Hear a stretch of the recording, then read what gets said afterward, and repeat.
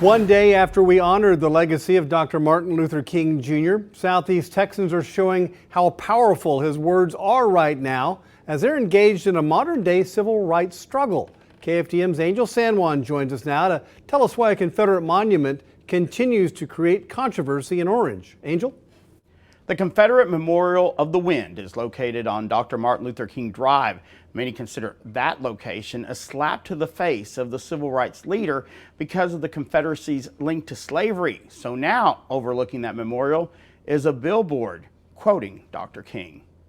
Orange, Texas, the gateway into the Lone Star State for tens of thousands of travelers each day.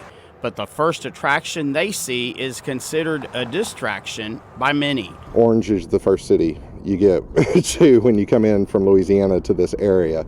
So it's not a good look for our region whenever the first thing you see is a Confederate memorial on the way into town, into the region. Paul Martin is a U.S. Air Force veteran, but he finds this monument put here by the sons of Confederate veterans offensive. The Confederacy was they rebelled from the United States, causing a civil war.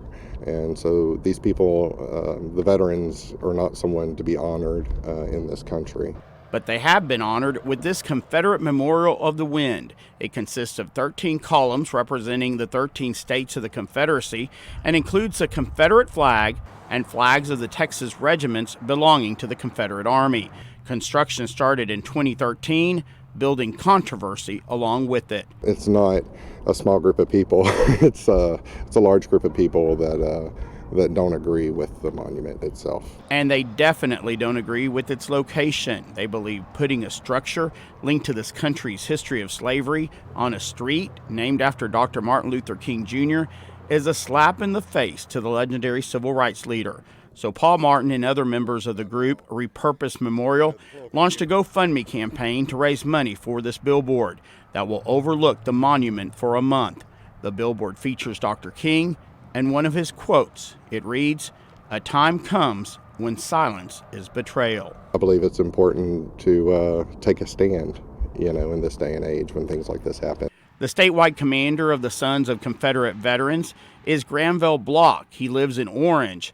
He said the low price of the land was his primary motivator and he had not intended to stir the pot.